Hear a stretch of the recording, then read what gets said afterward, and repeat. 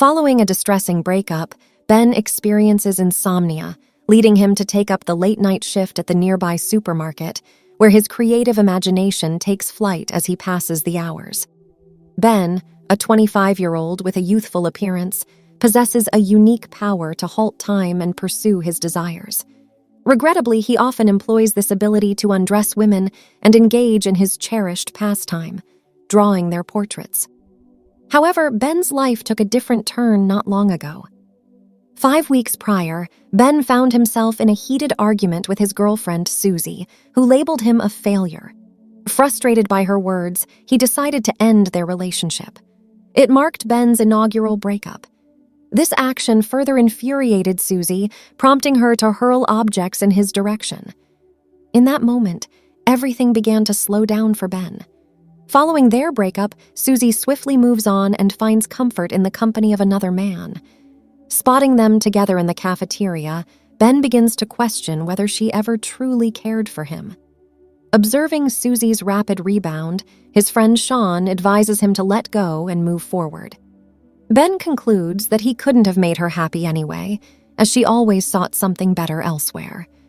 Sharon suggests that Ben should date an attractive girl to incite jealousy in Susie, given Sharon's own success with women. In an effort to distract himself from his thoughts, Ben enrolls in art classes, driven by his lifelong interest in creating portraits. To his surprise, he effortlessly produces beautiful paintings that even impress his teacher. Ben specializes in crafting highly realistic human portraits, earning recognition as the country's finest painter. However, once night descends, Ben faces significant challenges. He is unable to shake thoughts of his breakup, as memories of his ex-girlfriend flood his mind every time he closes his eyes, rendering sleep impossible. Days pass, and Ben continues to endure sleepless nights. Memories of his former relationship transform him into a tormented, regretful, and pained individual. Ben, desperate to mend things, decides to call Susie and implores her to return. He also offers a heartfelt apology for his role in damaging their relationship, pledging never to repeat his mistakes.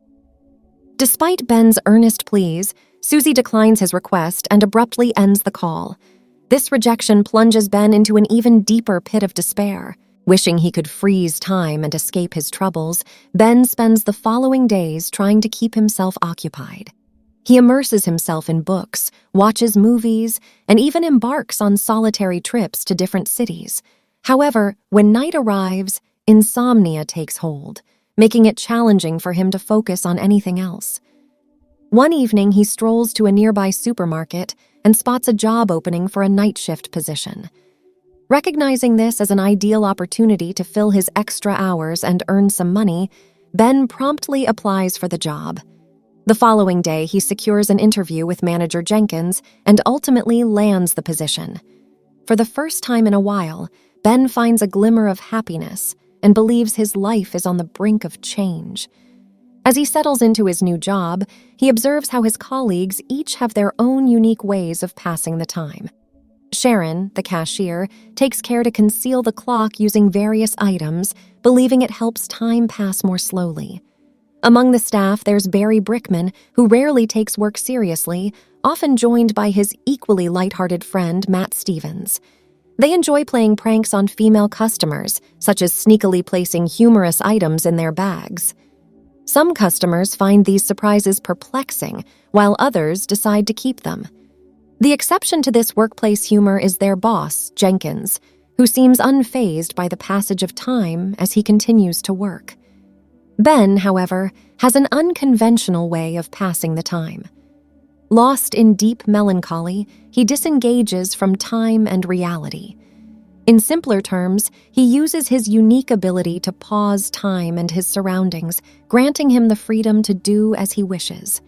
While many might be tempted to engage in mischief, Ben's sole aim is to enhance his artistic skills, particularly when it comes to capturing the human form. He selects random subjects, gently guiding them into a relaxed state for portrait drawing, harboring no ulterior motives. His objective is purely to keep his passion for art alive. Naturally, Once he's finished, he returns everything to its place and, with a snap of his fingers, resumes the flow of time. Now, it's Ben's way of life, something he's not particularly proud of, but at least it keeps him from feeling down or troubled. Gradually, he started to distance himself from Susie. At home, Ben often hangs out with his childhood best friend, Sharon. Sharon is the complete opposite of Ben, mainly focused on pursuing romantic encounters. He's even been to every strip club in town. One night during his night shift, Ben encounters cashier Sharon in the locker room. He seems to have a crush on her but lacks the courage to confess his feelings. Their interaction holds a special place in Ben's heart. After some time, while going about his duties, Matt suddenly appears from one of the stalls and discloses that he invited Sharon to the movies. This leaves Ben feeling devastated and questioning his luck. This event triggers memories of his school days when he first experienced love. There was a girl in his class who was the brightest and most well-liked. One day, she had an accident and sprained her arm, necessitating a heavy cast. Her classmates would write encouraging messages on her cast to boost her spirits, but Ben, too nervous to approach her, regretfully couldn't muster the courage to do the same. A few days later, the girl took off her cast, and everyone was thrilled to see her fully healed. However, when they noticed that she had developed hair on that arm, some classmates started laughing at her. The girl began to cry, and that's when Ben decided to step in. He took her aside, offering solace and assuring her that he would stand by her side no matter what. Gradually, they developed a strong friendship, which eventually blossomed into love. One day, out of the blue, the girl approached Ben and asked if he wanted to share a kiss with her. Without hesitation, he agreed, and they arranged to meet at their favorite spot on the upcoming weekend. Ben was overjoyed at the prospect of experiencing his first kiss and couldn't sleep properly for the next few days. When the weekend finally arrived, he arrived at the designated spot early and waited all day. Sadly, the girl didn't show up, shattering his heart. The following day at school, Ben learned that the girl had moved to another town with her parents. It was the first time he felt powerless and plunged into a state of melancholy. In the present, Jenkins gathers all his employees and informs them that they will be participating in a friendly football game with his friends. Ben and the others aren't particularly enthusiastic about it, but feel they have no alternative. During the game, the supermarket team faced a crushing defeat because none of them were familiar with how to play. The opposing team surged ahead, scoring goal after goal, leading 26-0. Ben reached a breaking point, decided to pause time, and retreated to the locker room for some peace. Suddenly, someone else moved and dashed away, revealing to Ben that he wasn't the sole possessor of this unique ability. After a while, Ben resumed time, and in the midst of the action, Matt took a shot, accidentally hitting Jenkins in the face with the ball.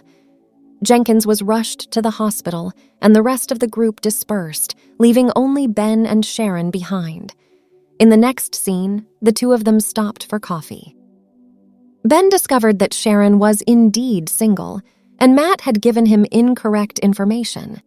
She shared her dreams with Ben, and he reciprocated. Sharon expressed her long-standing desire to meet a painter because she believed they could truly see the beauty in things. As they conversed, it became apparent that there was a strong connection between them. After their unofficial date, Ben walked Sharon home and, in an awkward moment, misjudged their first kiss by pecking her on the cheek when she had intended it for his lips. The following day, Jenkins announced that he was throwing a birthday party, and Sharon invited Ben to accompany her. He gladly accepted. Later, Jenkins called the guys into his office and assigned them separate tasks for the party preparations. Ben was given the responsibility of hiring a dancer for the event and sought the assistance of his best friend, Sharon. He promised to take Sharon to the party, and the two headed to a local club where Sharon's experience came in handy as he successfully recruited a dancer for the party. The next morning, Ben received a call from an anonymous man claiming to be an art lover. This man, who claimed to own an art gallery in town, expressed interest in exhibiting some of Ben's work. This thrilled Ben, as it marked the first time someone had appreciated his art. However, unbeknownst to him, it turned out to be a prank orchestrated by Barry and Matt. That evening, Ben dressed up for the party and went to Sharon's house. Together, they headed to the party, but upon arrival, they found that it was already in full swing. Sean had been asked to leave by a girl, Matt and Barry were dancing with abandon, and Jenkins had taken on the role of DJ. Just as Ben noticed his ex-girlfriend Susie among the attendees, now dating Jenkins's brother, the dancer arrived, igniting the party, particularly for Sean, who seemed to have known her for a long time. Ben excused himself to use the bathroom and unexpectedly crossed paths with Susie. Without wasting a moment, she expressed her desire to reconcile and be a couple once more. Ben, however, was resolute in his decision, as he had already found the love of his life. Despite his reluctance, Susie persisted, even resorting to a forceful kiss, but Ben quickly pushed her away. When he turned around, he noticed that Sharon had witnessed the entire incident and had fled. Ben promptly went to Sharon's apartment to explain everything, but she was blinded by anger and began hurling insults. Upset by the situation, Ben left, and as a result of this new breakup, he sank back into his world of depression and insomnia. He had just lost the one person who had pulled him out of his dark world. In the following scene, Ben brings some of his finest artwork to the gallery, only to discover that the gallery owner denies ever scheduling an appointment with him. Ben realizes that he's fallen victim to a prank orchestrated by Barry and Matt. As he's about to leave in disappointment, the owner notices some of his sketches of Sharon and requests to take a closer look. To Ben's surprise, the owner is genuinely impressed by the artwork and offers Ben a night to exhibit his work in the gallery. A few days later, Sharon receives an official invitation to Ben's art show. Despite her lingering anger, she decides to attend. When she arrives at the gallery, she is astonished to find that all the artwork depicts her. It becomes evident that Ben has stopped creating portraits of other women and devoted all his artistic efforts to Sharon, the love of his life. Sharon is puzzled, wondering how Ben knows every detail of her features. Ben attempts to explain the events of the party night, but Sharon assures him that there's no need. She has come to realize just how deeply he loves her by viewing his paintings. The two share a romantic kiss right in the midst of the art gallery. In the final scene, Ben employs his powers to freeze everything, but this time, even Sharon can move within the frozen world. The two then step out into the snow, surrounded by countless suspended snowflakes in the air. Finally, the lovebirds share another heartfelt kiss, and the film concludes on a happy note. Thanks for tuning in. Don't forget to subscribe, hit the bell icon, and stay connected with us.